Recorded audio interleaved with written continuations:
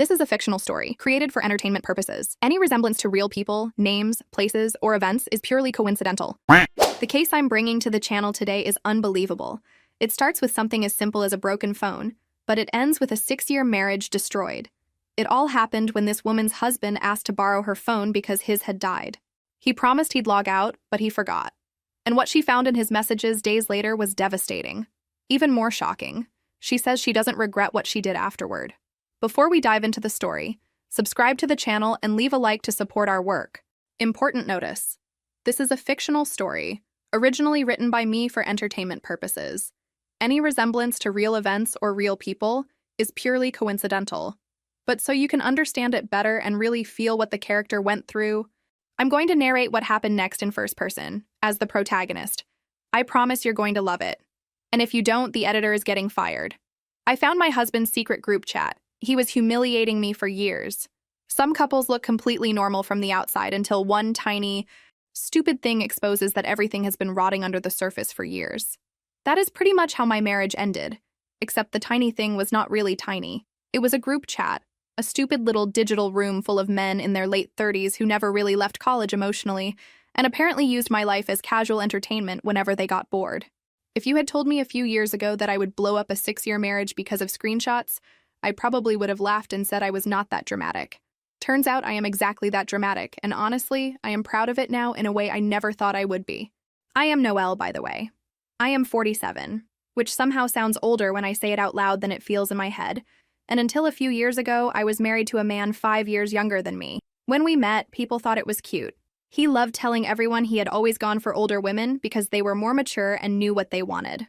I thought that was a compliment back then. Now it just sounds like something someone says when they want the benefits of a grown woman without actually having to act like a grown man. When we started dating, he already had this tight little group of friends from college, all of them loud and charming and a little too interested in each other's lives. I told myself it was nice that he had people. I did not realize how much power those people had over him and, by extension, over me. Back then, my own life was very simple. I worked as an office manager at a medical clinic in a mid-sized city in the United States. Nothing glamorous, just endless phone calls and insurance forms, and trying to keep everybody's schedule from collapsing. I had my own little apartment, my own small car, my own routine of frozen dinners and late-night shows. I had friends from work, a mother who lived in another state and called too much, and a father who called too little but always showed up when it really mattered. I was not one of those women who dreamed about a big wedding or a picture-perfect family. I just wanted stability, someone kind, someone who would not make my life harder than it already was. When my future husband walked into my life, he looked like that person. He was funny in that effortless way that makes people lean toward you at parties. He remembered small details from our conversations and texted me things like, "How was that weird meeting with your boss?" the next day. He cooked better than I did, which, to be fair, was not hard but still felt impressive. He brought flowers to our third date and rolled his eyes at himself while handing them over like he knew it was corny and did not care. I felt seen in a way I had not felt in a long time, and I let that feeling wrap around me faster than I probably should have. The first time I met his friends, I could immediately tell they had their own ecosystem. They had stories I was not part of, phrases that made all of them laugh at once, grievances from things that had happened 15 years earlier that still came up like they happened last week. They worked in different fields now, but they treated adulthood like an annoying side quest that interrupted their main job of performing for one another. I sat at the table, listened, smiled, and did that thing where you try to find your place in a conversation that existed long before you arrived. They were friendly enough. One of them called me a good catch in front of everyone, and they all made noises of agreement while glancing at my husband. Like he had scored something. That night on the drive home, my husband made some comment about how they all loved me already, and I believed him. It did not occur to me that loving me and respecting me were two different things. It also did not occur to me that he might care more about staying in their good graces than in mine. If I had understood that part sooner, I probably would have saved myself a lot of nights staring at the ceiling, wondering what was wrong with me. At first, the little comments did not even register as red flags. Someone joked about me robbing the cradle once, and everyone laughed, including me, because what else are you supposed to do when you are the only woman at a table full of men taking turns being clever? One of them asked if I was worried about being older than him in the long run, like when he still wanted to travel, and I just wanted to sit at home with a blanket and tea. I said something like, "You clearly have no idea how much I like traveling," and turned it into a joke.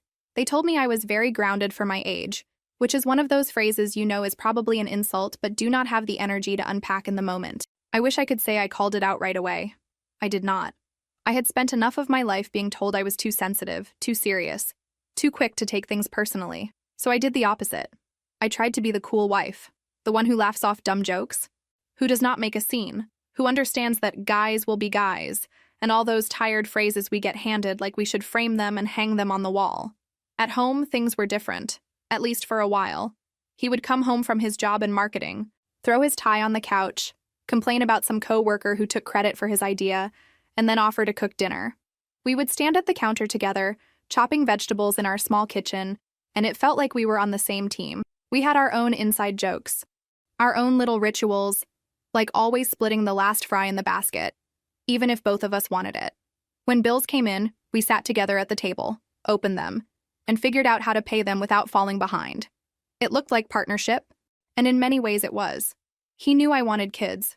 I did not hide that. I was not obsessed with the idea, but I also knew I did not want to look back years later and realize I had let my chance disappear, because I was waiting for the perfect time. There is never a perfect time. He said he wanted kids too, eventually, when things were more stable, when work settled down, when we had a little more money. Eventually stretched into years. Every time I brought it up, he said some version of, "Let us just get through this quarter." Or, "Once my bonus comes in, we can start talking seriously." Those quarters came and went. Bonuses came and went. My body did not. Around the time I turned 42, I went to my annual checkup, and my doctor asked gently if I still planned on trying to get pregnant. When I said yes, she did that little doctor pause where you can tell they are thinking carefully about how to phrase what comes next. She explained about declining fertility, about percentages and probabilities, about how the window was narrowing. I walked out of that office with a folder full of pamphlets and a knot in my stomach that would not go away. When I told my husband, he listened, nodded, and said all the right things. He said he wanted to be a dad, that he did not want to waste our chance, that we should at least talk to a specialist and see what our options were. For the first time in a long time, I felt like we were moving in the same direction instead of just spinning in place. We made an appointment at a clinic. We sat in a waiting room full of women in paper gowns and couples holding hands and men pretending they were not uncomfortable. We listened to a doctor list out possibilities in a calm, practiced voice. The words washed over me in a blur. Medication, injections, procedures, success rates, timelines, costs. At some point, the doctor gently suggested that timing and medication were only going to take us so far and recommended we do a full cycle instead of just waiting for a miracle. We went through the whole process: egg retrieval, lab fertilization, the works, and a few of those embryos ended up frozen in a tank with our names on a label. The clinic called it storing them for future use. I called it a little folder in the back of my mind labeled maybe. The clinic asked us to track everything: cycles, temperatures, injections, appointments. My life turned into a color-coded calendar that lived on the fridge, next to our grocery list and random magnets from places we had visited. I stuck needles into my stomach and thighs, watched the bruises bloom into yellow and purple swirls, and told myself it would all be worth it when we were holding a baby. I went to blood tests before work and ultrasounds on my lunch break. My husband came to the big appointments, the ones where they adjusted medication or explained results, but he missed a lot of the smaller things. He said work was busy. He said he would make it up to me. I always believed him. The thing about being that focused on something is that it makes everything else feel sharper. Every comment clings to you in a way it might not have before. That is probably part of why his friends' jokes started slicing deeper. At one dinner, when they were all talking about vacations, one of them said, "You two should go on a trip before you are stuck at home with bottles and baby spit." Another jumped in with, "If that even works out, you know. Clock is ticking."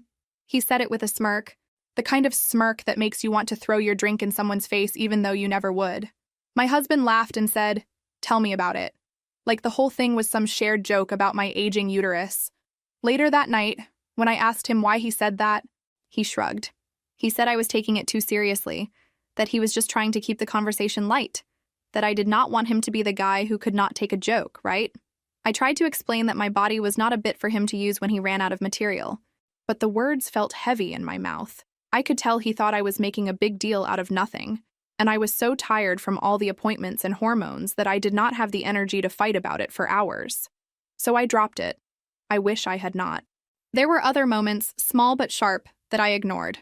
The way he lit up when his friends complimented his job, his clothes, his new haircut, in a way he never seemed to when I did. The way he sometimes used a certain tone when talking about our life to them, almost like he was trying to lower expectations so that he would not look like he had settled too much.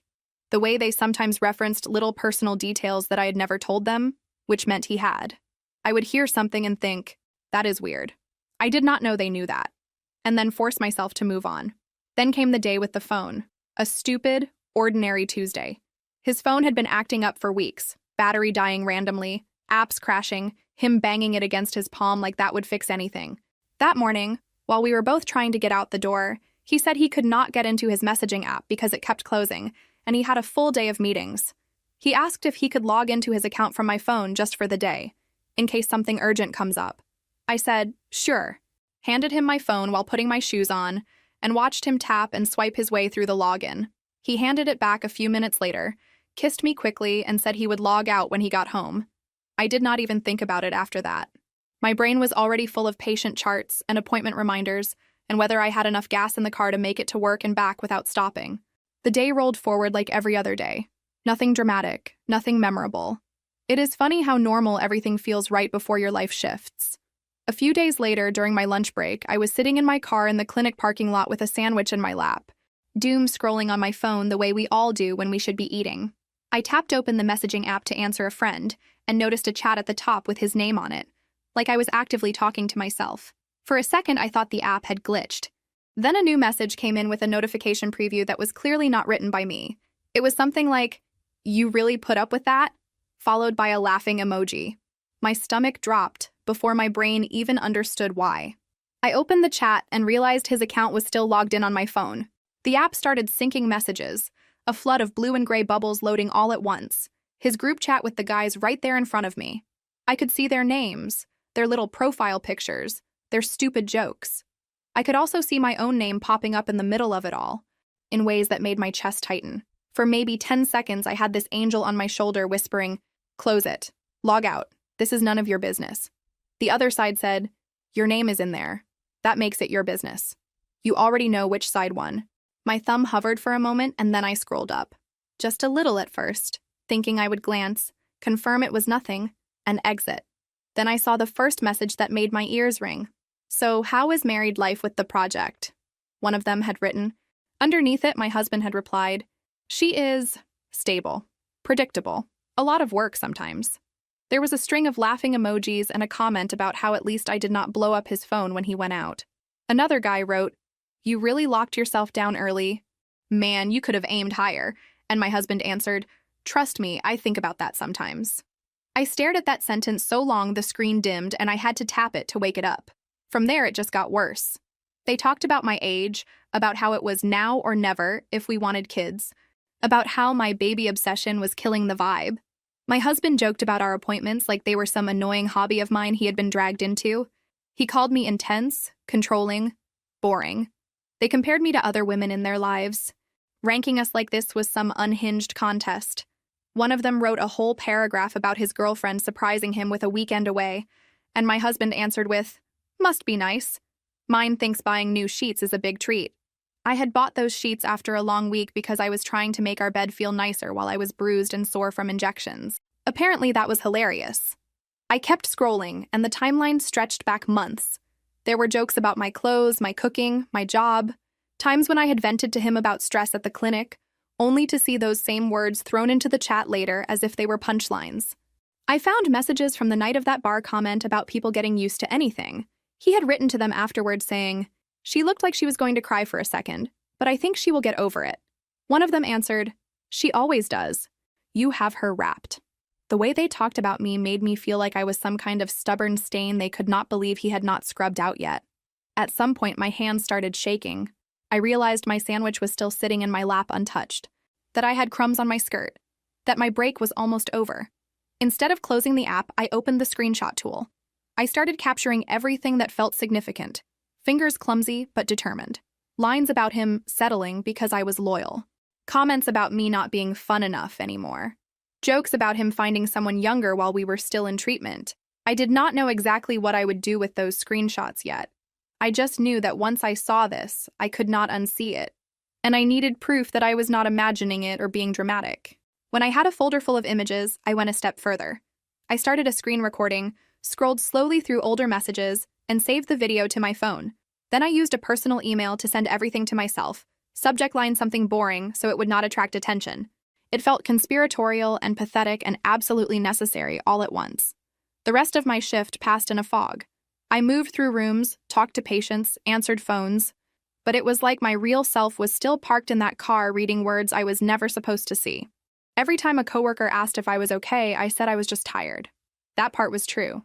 I was tired in a way that went beyond not sleeping enough, tired in a bone-deep way that comes from realizing the foundation of your life is not what you thought it was. By the time I drove home, the light was fading and my brain felt fried. I spent the whole drive trying to script what I would say. I kept changing the opening line in my head. I read your messages. We need to talk about your friends. How long have you been using me as content? Every version sounded either too dramatic or not dramatic enough. When I pulled into our driveway, my heart was pounding so hard it made me a little dizzy. Inside, everything looked painfully normal. There was music playing from a speaker in the kitchen, a pot on the stove, the faint smell of garlic and tomatoes in the air. His shoes were by the door, one tipped on its side like he had kicked them off in a hurry. He turned when he heard me, smiled, and walked over to kiss my cheek. "Hey," he said, like it was any other day. "Perfect timing. Dinner is almost ready. How was work?" I answered on autopilot. Some generic line about it being busy. I watched him stir the pot, move around the kitchen, talk about his day. I could feel myself splitting in two. One part of me was nodding and saying, "Uh-huh," and asking, "What did your boss say about the presentation?" And the other part was screaming silently that this man had told his friends he deserved better than me. We ate. I tasted nothing. I asked about his day. He asked about mine. He talked about a coworker who always cut corners. I told him about a patient who brought cookies for the staff. At one point, he reached across the table and squeezed my hand, said something about how we were due for good news from the clinic soon. I looked at our hands and thought about how that same hand had typed, "She is a lot sometimes," into a chat full of men who barely knew me. After we finished eating, he started stacking plates near the sink. That is when I said it. My voice surprised me because it came out steady, not shaky. "How long have you and your friends been talking about how I am not good enough for you?" He froze mid-step. "What?" he said, laughter already creeping into his tone like he thought this was some kind of joke or test. I picked up my phone, opened the app, and slid it across the table toward him with the group chat on the screen. "You left your account logged in on my phone," I said. I saw everything. The blood drained from his face so fast it would have been funny in any other context. His eyes flicked from the screen to me and back again. The first thing out of his mouth, of course, was, "You went through my messages?" Not, "I am sorry," or, "I can explain." Just immediate defensive outrage. I told him the truth. I told him the app had been syncing without me realizing, that I had opened it to talk to a friend, and suddenly our life was laid out in front of me in someone else's words. I said I should not have had to look to know how he talked about me when I was not in the room. I also told him I had screenshots and backups. I watched that land. He opened his mouth, closed it, and then did the thing he always did when he felt cornered. He tried to charm his way out. "It is not what you think," he said. "You know how those guys are. They make fun of everybody. It is just how we talk. It does not mean anything." I picked up my phone and read one of the messages aloud, the one where he said he asked himself why he had settled for me sometimes. "That sounds like it means something," I said. My voice cracked on the last word, and I hated that little crack because I could see him latch onto it as proof that I was too emotional. The argument spiraled from there. He kept trying to minimize what I had seen, saying it was just venting, that he needed a space to talk about relationship stuff without me there, that everyone complains about their partner sometimes. I asked him if everyone also calls their partner basic and jokes about leaving them for someone younger while they are in the middle of fertility treatment. He said I was twisting his words. I told him his words were twisted before I ever saw them. At one point, he tried to flip it and accuse me of invading his privacy. That part almost made me laugh. The way someone who has been caught cheating will suddenly act like the real crime is that you looked at their phone. I told him I would feel guilty if the messages had been about something private and difficult and vulnerable. They were not. They were about him throwing me under the bus over and over to entertain a group of men who probably could not have picked my favorite color out of a lineup. Eventually, the yelling died down, mostly because I stopped responding to half his lines. I sat there, breathing hard, pulse pounding, and this weird calm settled over me. It was like all the love and hurt and confusion had burned up, and what was left was something very simple. I realized there was nothing he could say in that moment that would make this okay. There was no version of events where he had genuinely respected me, and all of this was just a misunderstanding. So I did something I never thought I would do. I gave him an ultimatum, not in a dramatic movie way, just in a very clear, almost bored voice. "You are going to pick," I said. "You either call each one of them right now, leave that group chat, tell them you were wrong, cut off those friendships, and show me that you understand how deeply you messed up, or we are done. Tonight. There is no middle ground. There is no, let me think about it. It is them or our marriage." He stared at me like I had grown another head. "You cannot ask me to do that," he said. "Those friendships have been in my life for almost 2 decades. They have been there through everything. Have they been there injecting hormones into their bodies so you can have a child?" I asked. "Have they been there paying half the clinic bills? Have they been there listening to you cry on the bathroom floor when you thought you were not enough?" Because I was. He kept complaining that I was being unreasonable, that I was asking him to cut off his entire support system, that any therapist would tell me that was unhealthy. I thought about the way that support system had encouraged him to see me as less than, to treat me like a joke, to downplay my pain. I told him I did not care what any therapist would say about cutting out friends. I cared about the fact that they did not respect me and that he did not defend me. Actually, that he joined in. We went back and forth like that for what felt like hours. He tried to bargain. "What if I just see them less?" No. "What if I stop talking about you in the chat?" No. "What if we go to couples counseling and you bring this up there?" No. The whole time I could feel something inside me holding the line, refusing to be talked down this time. Finally, he said the quiet part out loud. "I am not going to throw away my closest friendships because you cannot take a joke," he snapped. There it was. The truth in one neat sentence. Something in me went very still. "Okay," I said. "Then we are done." I got up, went to the bedroom, and pulled a suitcase from the closet. He followed me, still talking, still trying to convince me that I was being dramatic, that I would regret this, that I was throwing away our life over some texts. I folded clothes, grabbed my toiletries, pulled my folder of clinic paperwork from the drawer where we kept important documents. My hands shook, but I kept going. I did not leave that night because it was late and I did not have anywhere lined up to go, but I might as well have. I slept on the edge of the bed, fully clothed, his back turned to me. In the morning, I called one of my coworkers, a woman I trusted, and asked if I could stay with her for a while. She did not ask a million questions.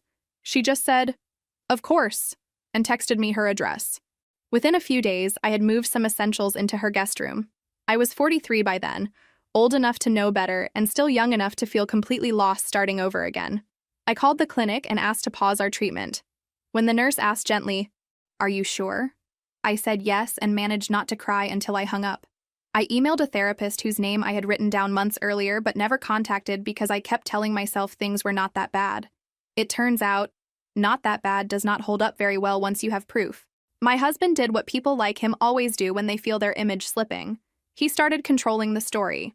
He told his family and our mutual friends that I had invaded his privacy, found a few harmless venting texts, and decided to blow up our marriage because I could not handle how men talk. He painted himself as devastated. Blindsided? Confused?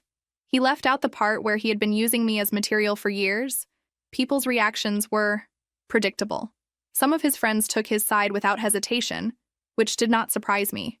A few mutual acquaintances sent me messages like, "I heard what happened. I am so sorry you are going through this. I hope you two can work it out." My mother, when she found out, immediately went into fix-it mode. She called to tell me that marriages go through hard times, that men say stupid things, that I should be careful not to throw away something real over ego. I did not bother trying to explain the difference between ego and self-respect to her. She grew up in a time when women were expected to swallow anything to keep a ring on their finger. My father was different. He called me quietly, asked how I was, asked if I was safe, and then, in that steady voice of his, asked me to tell him exactly what had happened. I could hear pots clanging in the background on his end, like he was making dinner while trying to process that his daughter's life was falling apart. I told him about the phone, the group chat, the messages. I told him about the ultimatum, about my husband choosing his friends. I tried to keep my voice even, but it cracked in places, and I hated that it made me sound weaker than I felt.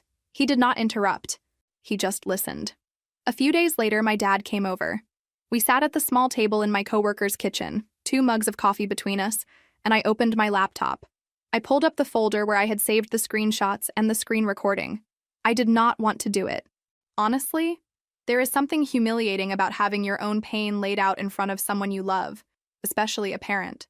But I was tired of people acting like I had overreacted. He read slowly. Every now and then, he would squint, lean closer, scroll back up to reread something. I watched his face change from confusion to anger to something like disgust. At one point, he took his glasses off and rubbed the bridge of his nose, which he always did when he was trying not to say something he would regret later. When he finished, he closed the laptop and sat there for a moment in silence. "Okay," he finally said. "I understand. No lecture. No, are you sure you want to get divorced?" Just that. Then he asked if he could borrow my phone. I handed it to him. He stepped outside to make a call, and even though he tried to lower his voice, I heard enough through the thin walls to know exactly who he was talking to. He told my almost ex-husband that he had seen the messages, that there was no excuse for the way he had spoken about me, that he did not want to hear any nonsense about jokes or venting. He said he would not tell me what to do with my marriage, but as far as he was concerned, the man on the other end of the line was no longer welcome at any family gathering. Then he ended the call with a simple, cold goodbye. When he came back inside, he squeezed my shoulder and changed the subject to something mundane because he knew I had reached my emotional limit for the day. After that, the narrative in my family shifted. My mother still thought I was being extreme, but she stopped saying it out loud as much because my father, the quiet one, had very clearly taken a side. Some relatives who had previously told me to forgive and forget sent messages about how they had not realized how cruel the comments were. It did not magically make everything okay, but it helped to know I was not completely alone. The divorce process itself was exactly what you would expect. Slow, expensive, draining. We did not have kids, which kept it from turning into a full nightmare, but we did have a house together. We put it on the market and spent months going back and forth about offers and repairs and closing dates. He wanted more money out of the sale because he was the one who had done the yard work and handled the renovations, as if I had not been working extra shifts to pay for those renovations. In the end, the law did not care about who watered the lawn. It cared about whose names were on the deed. When the house finally sold, the closing felt like signing the last page of a book I never wanted to read again. I handed over the keys, signed some documents, and walked out of the office with a check that represented both my freedom and the years I would never get back. I used part of the money to put down a deposit on a small apartment in a quieter part of town. It was not fancy, but it was mine. I bought a couch that I actually liked instead of one that could fit a football team, because I no longer had to consider his weekly game nights. In the middle of all that, there was the matter of the clinic. Their frozen reminders of everything we had tried to build were still sitting in storage, literally. One afternoon, a few weeks after the closing, I got a call from the clinic's billing department about renewal fees for storage. The woman on the phone asked if we wanted to keep everything stored for another year. I sat there on my new couch, surrounded by half-unpacked boxes, and realized I was the only one who could really answer that. That night, my ex called me. I almost did not pick up, but curiosity won. He launched into a speech about how fatherhood was still really important to him, how he had always imagined having kids, how it would be a shame to let all the work we had done go to waste. He said he had talked to someone at the clinic who told him it would be possible, with my consent, for him to move forward on his own. He talked about it like a business proposal, listing pros and cons, reassuring me that I would not be obligated to anything financially or emotionally. Listening to him talk about using our embryos without me felt like having someone calmly discuss taking the foundation of a house you built together and using it to build a different house down the street without your name on the mailbox. I let him finish his pitch, then I told him no. Not gently, not with a lot of explanation, just a clear, solid no. He did not like that. He accused me of being selfish, of wanting to punish him, of playing God with his future. He said I used to be more empathetic, that the hormones and the divorce had made me cold. He tried to say that any issues between us did not change the fact that we had good genetic material. That phrase made my skin crawl. We were not breeding dogs. This was not about genetics. This was about the fact that he had already shown me exactly who he was when it came to loyalty and respect. The next week, I went back to the clinic. Walking through those doors again felt like walking into a flashback. The same waiting room chairs, the same bland artwork on the walls, the same smell of disinfectant and coffee. I sat with a counselor and explained the situation. She did not look surprised. I got the sense that she had seen variations of this story more times than she could count. She walked me through the paperwork to revoke my consent for any future use of our embryos or my eggs, and pointed out the lines in the original contract that said nothing could be done without both signatures. Signing those forms felt like a funeral for a future I had already mourned, but it also felt like reclaiming something I had lost. A few weeks later, the clinic confirmed everything was closed out on my end, with no loose strings left for him to pull and a note on file that they would not move a muscle without hearing from me directly. The confirmation came as a dry 2-page form letter full of codes and storage fee language that made my eyes cross. But the bottom line was simple. Nothing was going anywhere without me. They also explained that the remaining embryos would eventually be discarded instead of sitting in storage limbo forever, which I agreed to even though it made my stomach twist. I cried in the car afterward, big ugly sobs that fogged up the windows. Not because I doubted my decision, but because it was another layer of letting go. I called my therapist, left a rambling voicemail, drove home and made myself tea. My life had shrunk in some ways, but it also felt more honest. I had fewer illusions, fewer what-ifs. Painful, but clean. My ex did not stop pushing right away. There were more texts, long emails where he tried to sound logical and reasonable, attempts to use a mutual friend as a mediator. I blocked his number. I told the friend politely that I did not want to be in the middle of his dreams of fatherhood and that he needed to find a therapist instead of a loophole. Eventually, after one too many late-night calls from unknown numbers that I refused to answer, I talked to a lawyer. The lawyer reviewed the clinic contract with me, confirmed he could not legally move forward without my consent, and suggested sending a formal letter reminding him of that, and if necessary, pursuing a restraining order. It turned out the letter was enough. The calls stopped. Time did its slow, messy work. I built a routine in my new place. I still worked at the clinic, but I started carving out more time for my organizing side business. What had started as a few weekend gigs grew into something real. I made a basic website, posted before and after photos on a social media app, and clients started referring me to their friends. There was something deeply satisfying about walking into a chaotic garage or overflowing closet and knowing I could turn it into something that made sense. It was control on a small scale, in a life that had felt out of control for a long time. There were lonely nights, of course. Nights when I lay on my new couch with takeout containers on the coffee table, watching some show that did not require emotional investment, and wondered if I had made everything too hard on myself. On those nights, my brain would replay the good memories from my marriage, conveniently leaving out the group chat. I missed the version of him who made me laugh while we brushed our teeth, who brought me coffee in bed on weekends, who kissed the inside of my wrist for no reason. Then I would open the folder of screenshots, not to torture myself, but to remind myself that those two versions were the same person. Around 2 years after the divorce, the universe decided to send me a small petty gift. I did not ask for it, but I will not lie and say it did not feel satisfying. I was at a coffee shop waiting for a client when I ran into a mutual acquaintance I had not seen in a while. We did the usual small talk. How are you? What are you up to? That kind of thing. Then, casually, he mentioned my ex. Apparently, the group of friends that had once been the center of his universe had slowly fallen apart. One had moved for his wife's job. Another had become a father and disappeared into diapers and sleep deprivation. The event planner, the one who used to brag the loudest, had found out his partner had been cheating on him for months.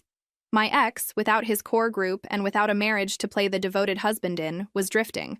The acquaintance said he had seen him alone at a bar they all used to go to, nursing a drink and staring at his phone like he was waiting for it to become a time machine. He told me he really messed up with you, the acquaintance said. Said you were the one that got away. I rolled my eyes so hard I almost gave myself a headache. The one that got away makes it sound romantic, like a missed chance instead of what it was. A man refusing to treat someone with basic respect until it was too late.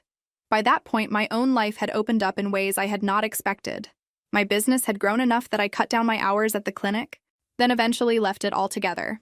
I still did some admin work part-time for one of my longtime clients, a small business owner who trusted me to keep things organized behind the scenes, but most of my time was spent going from house to house, helping people dig themselves out from under years of accumulated stuff. It was exhausting and strangely healing. I was good at it. People thanked me with tears in their eyes sometimes, and I would drive home feeling like maybe I was not as basic as that group chat had made me out to be. And then, because apparently my life is written by someone who enjoys irony, I met someone new. I was 45 at that point. which felt both too old and somehow way too young to be rebuilding my entire romantic life from scratch. It was not some movie moment with slow motion and music. It was a scheduling mistake. A contractor had double booked a space where I was supposed to be working, and I showed up to find a man standing in the middle of a half-finished office, looking at blueprints like they had betrayed him. He was an architect working on the renovation, and I was there to plan out how the finished spaces would be staged. We got stuck in that weird limbo of, well, I guess we both need this room, and ended up sitting on overturned buckets going over plans together. He asked smart questions about how people actually used space, not just how it looked. He listened when I talked, not just waiting for his turn to speak. He made a joke about how everyone thinks architects only care about appearances, and there was something self-aware in it that I appreciated. We kept running into each other as the project went on.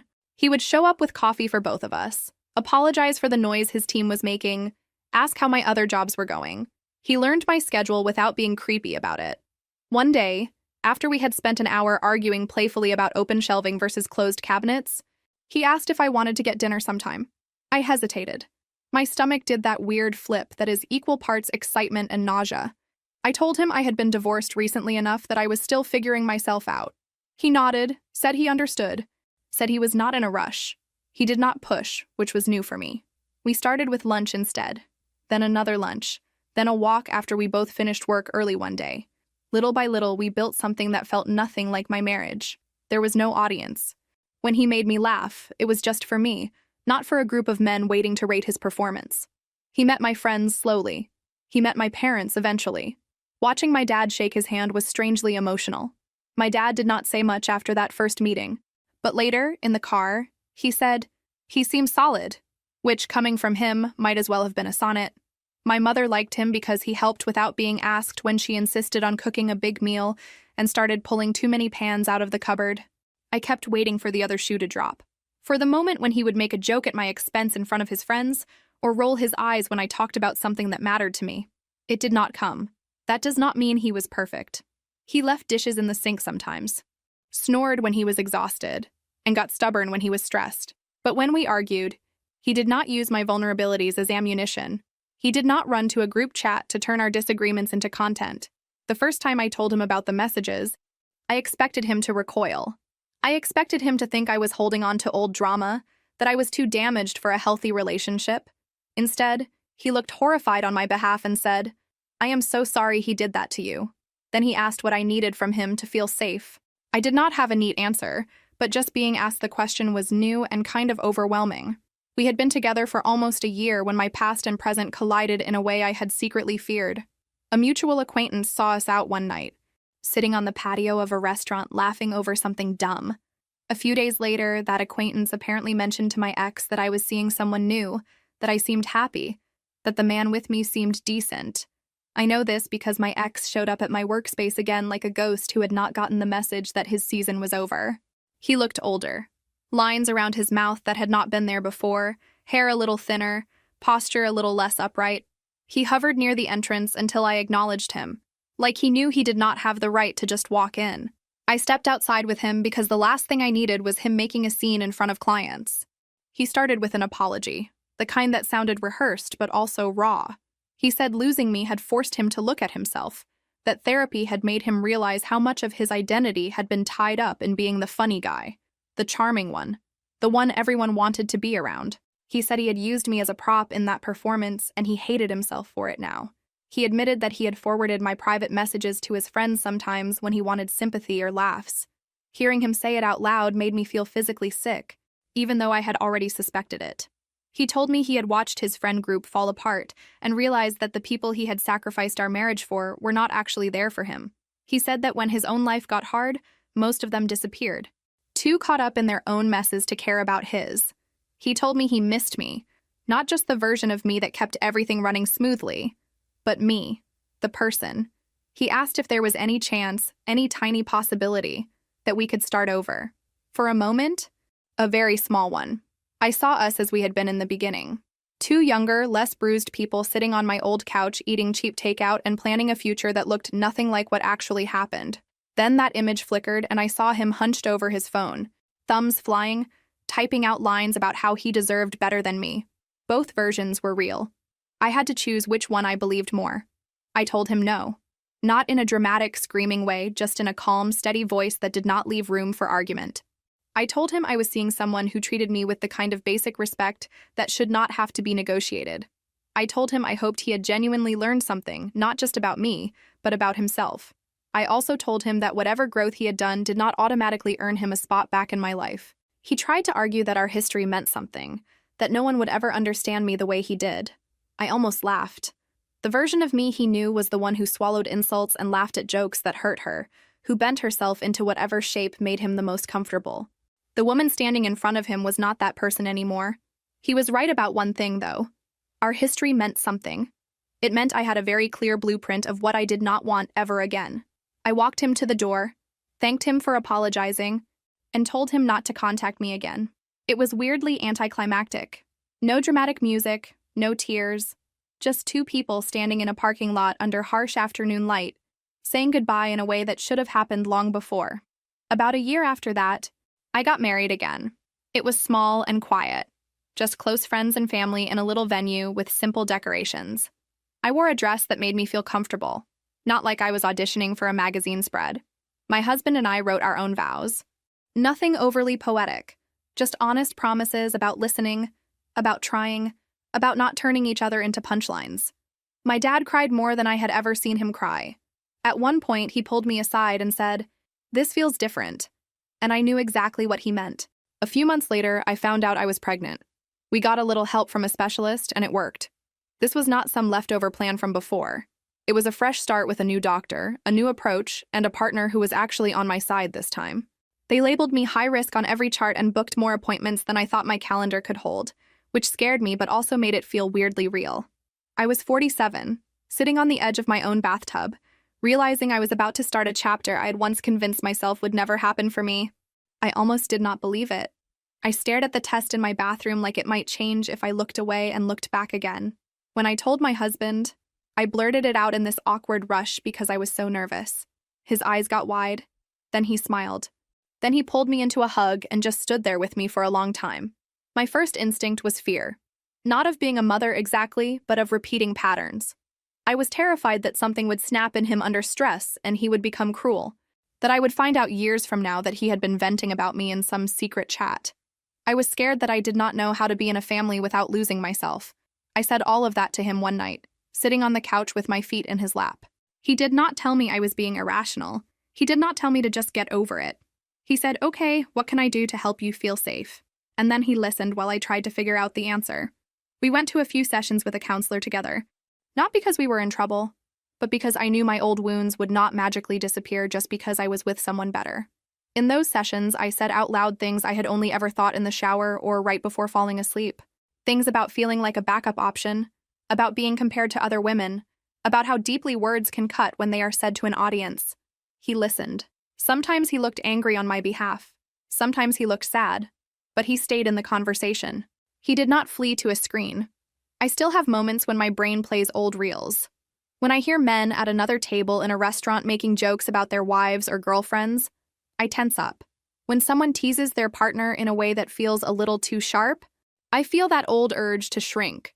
But now, instead of swallowing it, I name it. I talk about it. I remind myself that I am not overreacting, that my instincts are trying to protect me. People sometimes ask if I regret the way I ended my first marriage. If I think maybe I could have handled it differently, stayed, worked through it, given him more chances. I understand why they ask. Divorce makes people uncomfortable. It forces them to think about their own relationships and where their deal breakers might be. My answer is always the same. No, I do not regret it. I regret that it had to get that far. I regret that I ignored my instincts for so long, but I do not regret choosing myself. If there is anything I took from all of this, it is that people show you who they are in the spaces where they think you will never look. The way someone talks about you when you are not there matters more than the way they perform affection in front of you. The jokes they make, the stories they tell, the details they share without your consent, all of that adds up to a picture that is a lot more accurate than any caption on a cute photo. I cannot go back and tell my younger self to walk away the first time she felt like a punchline. I cannot make her stop laughing along just to keep the peace. All I can do is honor the fact that, eventually, she stopped, that she packed a suitcase, moved onto a friend's couch, signed a stack of painful papers, and built a life where she was not the joke anymore. The baby kicking inside me as I tell this story to you, in my head, while I fold tiny onesies and argue with my husband about baby names that do not sound ridiculous, is not the reward for my suffering. She is not proof that everything happens for a reason. She is just a person who will one day have her own stories, her own heartbreaks, her own choices to make about what she will and will not tolerate. My job is not to make sure she never feels pain. My job is to show her, by example, that she is allowed to walk away from anything and anyone who makes her feel like she is lucky to be tolerated. I will never know if my ex truly understands what he lost, or if he just misses the convenience of having someone who made his life easier while he made hers smaller. That is not my responsibility anymore. My responsibility is to the life I have now, to the partner who chooses me without needing an audience, to the baby who will one day call me mom, and to the version of myself who finally picked herself. So yeah, my marriage ended because of screenshots. Because for once, the version of the story I had been feeling in my gut had receipts to back it up. I am not ashamed of that. I am grateful to the part of me that, sitting in a car in a parking lot on a random Tuesday, decided that my life was worth burning down before I let myself become someone who just got used to being disrespected.